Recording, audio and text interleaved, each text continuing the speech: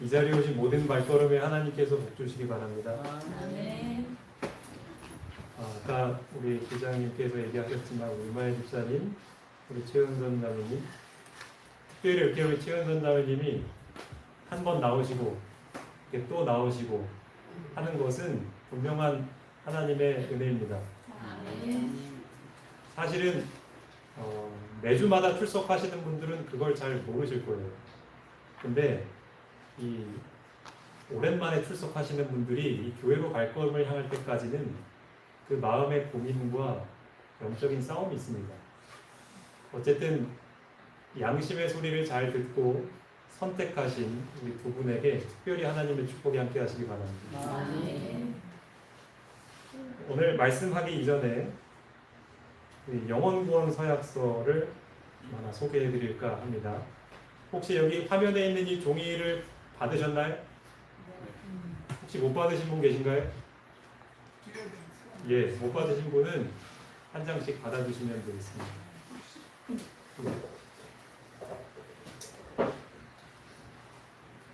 순서대로 나와 있듯이 저희가 11월 둘째 주에 전도회를 계획을 하고 있습니다. 그때까지 우리가 준비해야 할 것들이, 합심해서 준비해야 할 것들이 있는데요.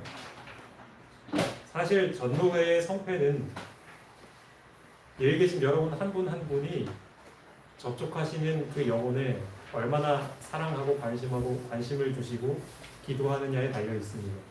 물론 강사의 준비도 중요하고 또 전도의 순서도 잘 기획해야 하지만 가장 중요한 것은 여기 계신 한 분 한 분이 여러분이 보시고 정말 이 사람은 꼭 예수님께로 이끌고 싶다 하는 분들을 위해 기도하고 또 방문하는 그것이 가장 중요한 일입니다. 그래서 그 일을 우리가 다시 한번 결심하고 또 하나님 앞에 약속하는 시간을 좀 가져보려고 합니다. 제가 이 종이를 설명을 드리겠습니다. 똑같은 내용이 왼쪽에도 있고 오른쪽에도 있습니다. 왼쪽은 본인 보관용이고요. 오른쪽은 교회 제출용입니다. 그래서 똑같이 작성을 하신 후에 반으로 잘라서 왼쪽은 본인이 보관하시면서 이 명단을 보시고 기도하시고 또 방문하시고 하시면 되고요. 또 오른쪽에 있는 것은 우리 선교회장이신 김길선 장로님께 제출해 주시면 저희가 그 명단을 정리해서 함께 기도하도록 하겠습니다. 네, 내용 이해하셨죠? 간단하게 만들었습니다. 네모칸으로 된 빈 칸은 여러분들이 기도하시면서 작성하시는데 그곳에는 꼭 이 사람에게 복음을 소개하고 싶다. 이 사람을 교회로 예수님께로 인도하길 원한다 하는 마음이 드는 여러분들이 있을 것입니다. 이거 작성하실 때 주의점은 이 사람이 이번에 전도에 참석 못하면 못 적나? 그렇게 걱정하지 마시기 바랍니다. 그것은 하나님께 맡기시고 우리가 해야 할 일은 열심을 다해 사랑하는 겁니다. 함께 기도하고 방문하고 관심을 가지는 것. 그래서 가족이든 이웃이든 혹은 오래전 교회를 출석하셨다가 지금은 뜸한 분이시든 관계없이 여러분이 기도하시면서 하나님께서 이 사람은 나에게 부탁하신 영혼이다 라고 생각되시는 이름들을 이 빈칸에다가 잘 적어주시기 바랍니다. 지금 작성하지 마시고요. 기도하면서 집에 돌아가셔서 한 주일 동안 잘 생각하시고 다음 주에 오실 때 아까 말씀드린 것처럼 이 오른쪽 부분을 잘라서 선교회장님께 제출해 주시면 감사하겠습니다. 그리고 또 하나 소개해 드릴까 합니다. 전도회를 앞두고 특별히 저와 우리 허인혜 사모님이 함께 계획하고 있는 사역이 있어서 소개를 드릴까 합니다. 특별히 몸과 마음의 회복이 필요한 분들에게 추천을 드립니다. 여러분 본인도 괜찮고 또 여러분이 그 서약서에다가 적으실 명단에 있는 분도 괜찮습니다. 그래서 무엇을 할 것이냐 하면 만약 여러분들이 신청을 하시는 분들 그분들을 가정에 일주일에 한 번 찾아가서 쉼터 프로그램을 진행하려고 합니다. 가서 무엇을 하냐 하면 함께 찬양을 부르고 함께 기도하고 또 함께 말씀을 암송하고 또 우리 새로남 쉼터의 원장님 강의를 함께 시청하고 또 느낀 점을 나누면서 그렇게 해서 좀 시간을 보낼까 합니다. 그래서 혹 여러분 본인이 원하시거나 여러분 아시는 분 중에 이분은 꼭 방문해 주셨으면 좋겠습니다 하시는 분이 계시면 저나 허인혜 사모님에게 말씀해 주시면 저희가 일정을 잘 조율을 해서 방문하도록 하겠습니다.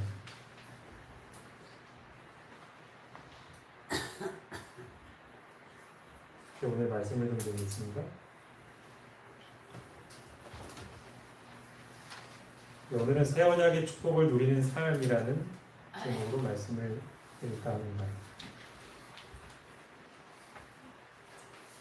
이 두 남녀가 참 멋지죠? 여러분도 이런 젊은 시절이 있으셨지요? 이거 보시면서 나는 소시적에 저거보다 더 괜찮았는데 하시는 분들 계십니까? 아담과 하와를 하나님께서 만드셨을 때에는 그들의 외모만 멋진 게 아니라 그들의 성품도 멋졌죠. 이때는 하나님이 그들에게 잔소리를 하실 필요가 없었습니다. 하나님께서 명령하시면 그것을 언제든지 자발적으로 순종할 수 있는 상태였습니다. 이때에 영생할 수 있는 조건은 무엇이었냐면 순종하면 사는 것이었습니다. 내가 선택만 하면 하나님의 명령을 즐겁게 따를 수 있는 그런 상태였기 때문에 이 원칙이 가능했던 것이죠. 하지만 여러분 아시는 것처럼 아담과 하와가 잘못된 선택을 한 이후로는 우리의 이러한 본성이 사라져 버렸습니다. 그래서 이제는 누군가의 도움이 없이는 결코 하나님의 명령에 순종할 수 없는 상태가 되어 버렸습니다. 그것을 성경은 죄인이라고 하지요. 그래서 하나님은 그것을 안타깝게 여기고 우리를 위하여 자신의 사랑하는 아들을 내어 보내시고 자신의 생명을 희생하도록 하셨습니다. 그렇게 하신 이유가 있어요. 함께 읽어보실까요? 이로 말미암아 시작.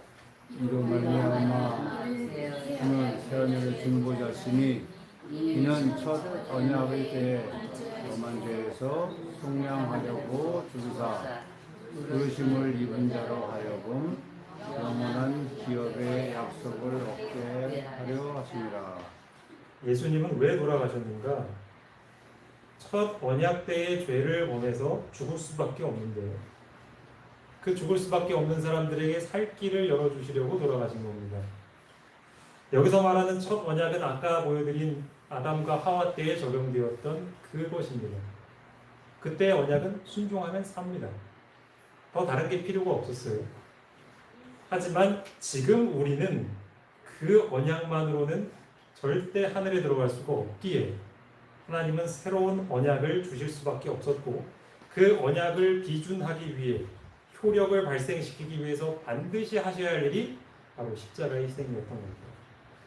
그래서 우리는 예수님의 십자가를 믿음으로 영원한 기업, 하늘에 들어갈 수 있는 상태가 가능해졌다는 것이죠. 그게 복음이죠. 사실 여기 나와 있는 이 십계명의 말씀을 우리가 누구의 도움 없이도 순종할 수 있다면 얼마나 좋겠습니까만은 그럴 수가 없는 상태가 되는 것이죠. 이 새 언약이라는 것은 바꿔 말하면 이런 것입니다.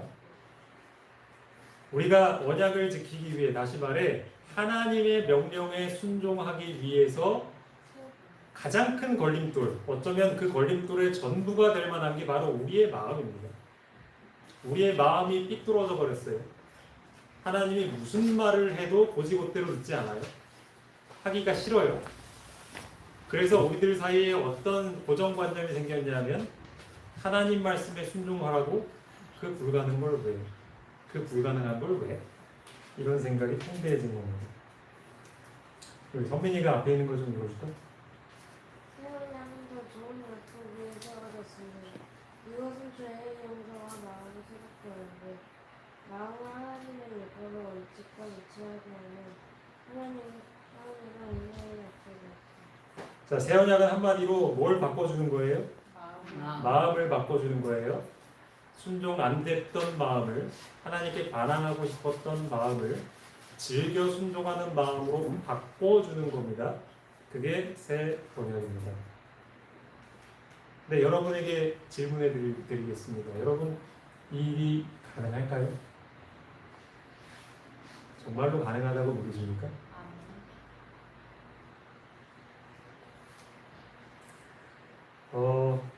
우리가 부부 사이에도 이런 표정을 지을 때가 있죠. 이렇게 끝나면 약과할 때가 있죠. 도저히 남편이 귀를 막은 것처럼 행동할 때가 있죠. 자녀들이 엄마가 말하려고 하면 됐다고 막 얘기하죠. 그것은 다 마음이 삐뚤어져 있기 때문이죠. 그런데 이런 상태에서 사랑의 상태, 다시 말해 아내가 무슨 말을 하든 남편이 무슨 말을 하든 엄마 아빠가 아이에게 뭘 시키든 네 하고 기쁘게 순종할 수 있는 그런 상태가 가능하다는 얘기죠. 새 언약은. 정말 그렇게 믿으십니까? 여러분도 그렇게 살고 계십니까?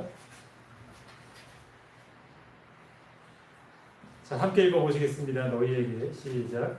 너희에게 새로운 마음을 주고 너희 속에 새로운 영을 넣어주며 너희 몸에서 들같이 굳은 마음을 없애고 살같이 부드러운 마음을 주며 너희 속에 내 영을 두어 너희가 나의 모든 진례대로 행동하게 하겠다. 우리가 감사합니다. 우리가 하나님 명령을 따르지 않고 있는 이유는 굳어 있는 마음 때문에 그래요. 이 굳은 마음이 바뀌지 않아서 계속해서 우리는 하나님과 원수 사이로 지내고 있는 거예요. 그래서 이 새 언약은 우리에게 마음을 바꿔주겠다. 그 굳은 마음 없애고 부드러운 마음, 하나님이 뭐라고 말씀하시든 즐겨 따를 수 있는 그 마음을 주겠다 약속하시는 겁니다. 그런데 그런 것들을 설명을 드리면 대부분의 사람들의 반응은 뭐냐면 말도 안 돼. 그게 어떻게 가능해? 심지어는 교회 생활을 수십 년 동안 하신 분들도 그렇게 생각하십니다. 세상에서 제일 안 바뀌는 게 뭐예요? 그렇죠. 우리는 경험적으로 그렇게 알고 있잖아요. 그게 정말로 가능해요? 근데 성경에도 이런 태도가 나옵니다.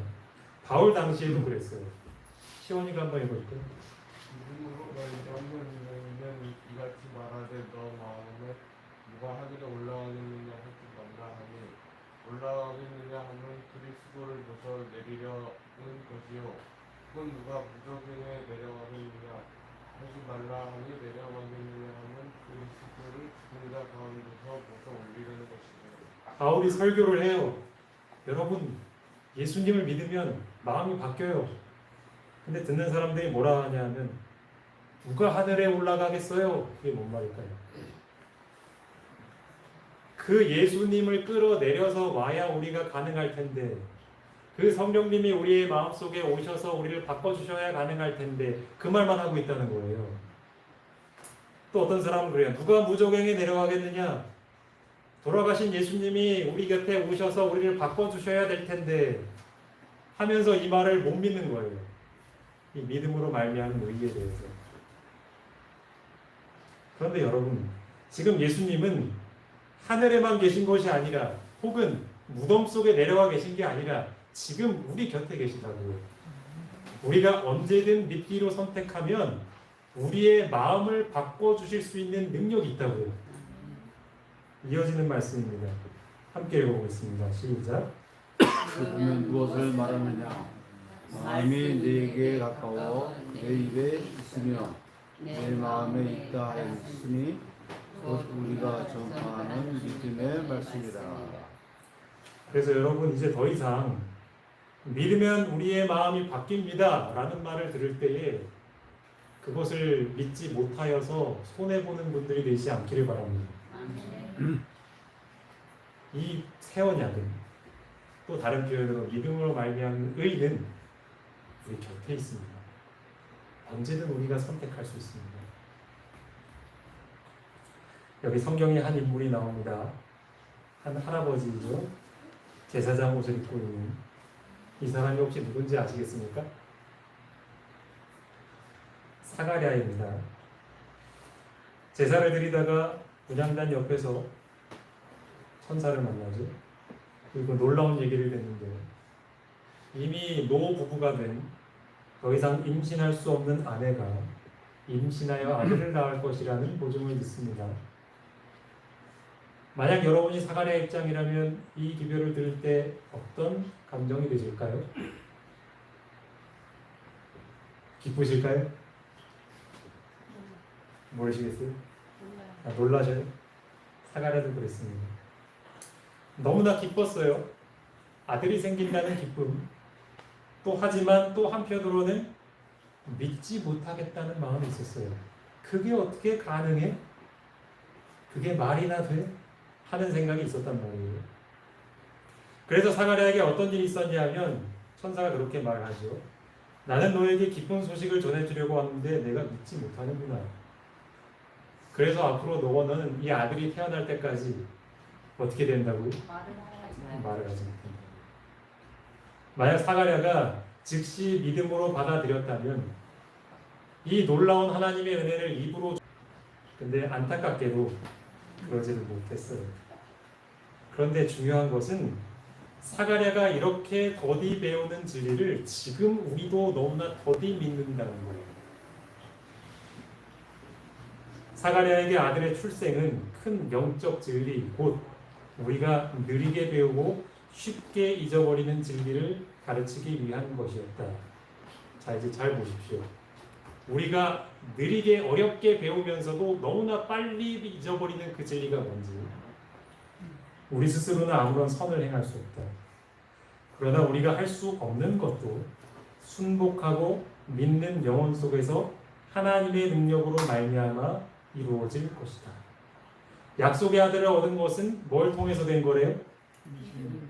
노력을 통해서 된 거죠? 믿음을 통해서 된 것입니다. 영적 생명을 낳게 하고 우리로 의로운 행실을 할 수 있는 능력을 얻게 되는 것도 뭐로 말미암아 된대요? 믿음으로 말미암아 된대요. 자, 그럼 여러분께 좀 여쭙겠습니다. 어떻게 하면 우리의 성품을 고칠 수 있을까요? 하나님께 전적으로 맡기고 믿는 것밖에 없어요. 어떻게 하면 우리가 사람들 앞에 나서서 힘있게 전도하는 사람 될까요? 다 하나님께 맡겨요. 어떻게 하면 우리 가족들을 주님께로 인도할까요? 그것도 다 우리가 믿고 맡기는 수밖에 없지요. 그쵸? 아무리 해도 안 되고 여태까지 10년이 넘도록 귀가 따지가 않도록. 네. 내 나를 괴롭게 하는 그 원수, 생각만 해도 화가 나는 그 원수를 어떻게 하면 용서할 수 있을까요? 그래도 이 악물고 좀 참아야겠죠, 그렇죠? 참아도 안 되고. 해보셨잖아요. 네. 좀 하다가 안 돼요. 한계가 있어요. 네. 이게. 그러니까 우리가 그만큼 느리게 배우고 쉽게 잊어버리는 거예요. 우리가 배워야 할 것은 무엇인가? 우리가 해결하지 못하는 모든 문제들이, 다시 말해 우리의 마음을 바꾸는 그 불가능에 가까워 보이는 기적이 뭘 통해서 된다고요? 믿음을 통해서 된다고요. 이 사실을 받아들이시길 바랍니다. 제 얘기를 좀 드리겠습니다. 제가 최근에 한 2번 정도 무기력에 빠진 적이 있었습니다. 제가 알기로도 이 중에도 그런 경험들을 좀 하시는 분들이 계신 거 알고 있습니다. 첫 번째 있었던 일은 몇 주 전인데, 그 일이 있기 전날에 밤에 어떤 일이 있었냐면, 하은이가 굉장히 화가 나는 일이 있어가지고 화를 냈는데, 제가 평소 같았으면은 요즘 배운 이 믿음으로 말미암는 의를 적용하여서 계속 마음속으로 기도를 했을 텐데, 그랬어야 하는데 그것을 놓치고 예전에 제가 하던 방식으로 뭘 해결하려고 했어요. 그래서 아이를 혼내고 몰아붙이고 하는 그 예전의 습성을 또 한 번 했어요. 마음속으로 그렇게 하면 안 되는데 하는 생각이 드는데도 했어요. 아니나 다를까 일이 더 커졌고, 근데 다행히도 그때 믿음을 가진 저희 아내가 저를 위해서 계속 예수님을 불렀기에 제가 정신을 얼른 차리고 다시 예수님을 부르었어요. 그러자 제 마음에 다시금 평안을 되찾기 시작했습니다. 그리고 화를 냈던 것을 사과했습니다. 근데 저는 일이 그렇게 마무리될 줄 알았어요. 그 다음날 아침이 됐는데 다른 날이랑 다르게 아무것도 하기가 싫은 거예요. 아무것도. 그래서 아침 먹고 그냥 누워 있었어요. 계속. 아무것도 하고 싶지 않고 뭘 해야 될지도 모르겠고, 그렇게 하기를 오전, 오후 시간을 거의 내내 그렇게 보냈어요. 야, 이게 이렇게 괴로운 일이구나. 그러니까 몸은 사지 멀쩡한데 우리의 정신이 그렇게 힘을 잃어버리니까 진짜 아무것도 못하겠더라고요. 그런데 저는 또 배운 것이 있기 때문에 이 문제를 제가 해결할 수 없다는 걸 알았기 때문에 그저 마음속으로 예수님을 계속 부르며 찾을 뿐이었습니다. 그리고 특별히 제가 최근에 배우고 있는 것이 무엇이냐면, 여러분 혹시 이런 경험을 하신 분들께 제가 말씀을 드리면, 이것은 철저하게 신체적인 문제가 아니라 영적인 문제입니다. 정신적인 문제예요. 우리가 몸이 정말로 피곤해서 무기력해질 때가 있어요. 잠시 동안. 그런데 그것이 오랫동안 지속이 된다 싶으면 그것은 몸이 아파서 혹은 몸이 피곤해서가 아니라 우리의 마음속에 무기력을 넣어주는 존재가 있기 때문에 그런 거죠. 그것을 여러분 이제 앞으로 혹시 그런 경험을 하시게 되면 꼭 이것을 예수님의 능력으로 이겨내시기를 바랍니다. 저도 정말 치열하게 싸웠습니다. 아무리 예수님을 불러도 1시간이 지나고 2시간이 지나도 그 힘이 다시 돌아오질 않았어요. 그런데 정말 끝까지 내가 이게 아니면 안 된다는 심정으로 끝까지 예수님을 찾았더니 저녁 먹을 때쯤 되어서 이제 좀 식사를 해볼까 하는 생각이 들더라고요. 그러면서 밥을 먹으면서 이제 일상으로 다시 돌아왔다는 걸 느꼈어요. 정말 머릿속에 이만한 짐이 있던 게 확 내려간 느낌이 들었어요. 이게 제가 첫 번째로 했던 경험이에요. 두 번째로 했던 경험은 뭐였냐면, 지난 안식일에 있었던 일이에요. 여러분들도 이 교회에 계셨을 때, 지난주에 저희 처가 재림연수원의 연수를 다녀왔습니다. 많은 분들이 염려해 주셨어요. 목사님 어떻게 애들 혼자서 챙기시기 힘드시겠어요? 이렇게 염려해 주시고 기도해 주신 덕분에 그렇게 힘들지 않게 잘 했습니다. 그런데 제가 저희 처가 돌아오기 전날, 그러니까 금요일이죠.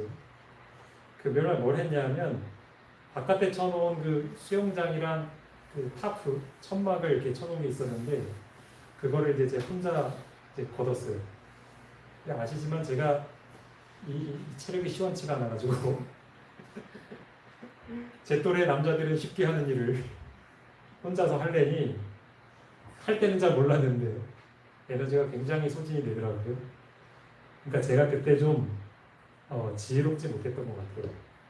근데 어쨌든 제가 안식일이 되기 전에 걷어야 된다는 생각으로 그것을 좀 놀이를 하면서 걸었습니다.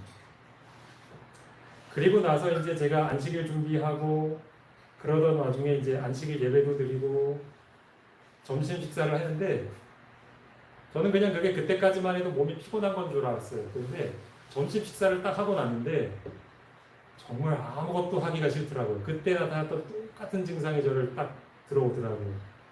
그래서 제가 사실은 그날도 식사를 하고 여기 남아 계신 교우님들이랑 이야기를 좀 하면서 시간을 보내려고 했는데 진짜로 아무것도 못하겠어서 제가 그냥 만사를 제쳐두고 사택으로 들어왔어요.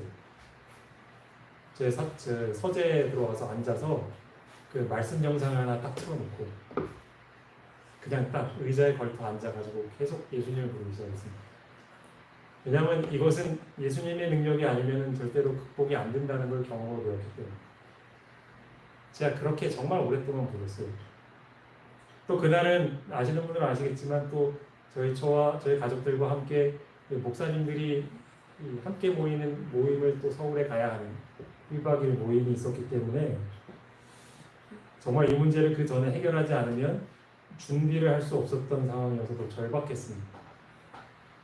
마찬가지로 쉽게 해결이 안 됐어요. 저희 처가 또 돌아왔습니다. 오늘.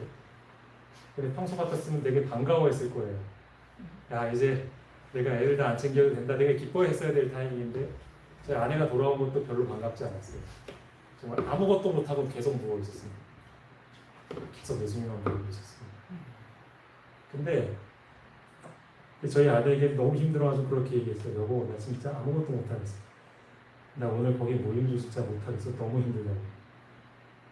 그러니까 이제 저희 아내가 걱정하지 말라고, 내가 준비할 테니까 그냥 쉬라고 그러면서 짐을 챙겨줬어요. 그렇게 기도하기를 정말 열심히 붙들었습니다. 그러면서 이제 차를 타고 갔어요. 어쨌든 가긴 가야 하니까. 뭐 그 사이에 온갖 부정적인 생각들이 막 제 머릿속을 짓눌렀습니다. 근데 이제 차를 타고 고속도로를 들어가서 이제 한 면홈 지나서 둔내쯤 가는데 그때쯤 그 비슷한 경험을 했어요. 그 마음속에 있는 그 짐들이, 무거운 짐들이 싹 내려가는 느낌이 들더라고요. 그리고 나서 다시 예전의 활력을 되찾게 됐어요. 그래서 아내한테 이야기를 했죠. 이제 돌아온 것 같다. 그리고 나서 진짜 여느 때처럼 이야기를 기쁘게 했었습니다. 물론 제 몸은 좀 힘들었고 피곤했지만 이 마음이 가벼워졌을 때의 느낌, 여러분들도 꼭 그 경험을 해보셨으면 좋겠는데, 몸이 굉장히 지치고 힘들더라도 마음은 굉장히 가볍고 활력이 있는 느낌이 있더라고요. 이 무기력을 극복해보고 나니 정말 예수님이 얼마나 소중하든지요. 함께 좀 읽어보실까요? 우리들은 시작. 우리들은 믿음으로 사는 법을 배워야 한다. 그렇게 할 때에 우리의 태양이신 주님의 복스러운 빛으로 말미암아 가장 암담한 시간들이 환하게 밝아질 것이다. 우리가 예수님을 놓치지 않으면, 다시 말해 내 마음을 바꿔주실 분은 예수님밖에 없다라는 그 믿음을 놓치지 않으면, 지금 우리 앞에 있는 상황이 아주 암담하고 정말 빠져나갈 수 없는 터널처럼 보인다 할지라도, 여기도 그런 표현이 있죠. 가장 암담한 시간들이 환해지게 된다는 거예요. 이 경험을 꼭 하시게 되길 간절히 바랍니다. 우리는 우리 자신을 중심 삼지 말고, 또는 무엇을 얻을까 못 얻을까에 대하여 걱정과 염려를 하지 말 것이다.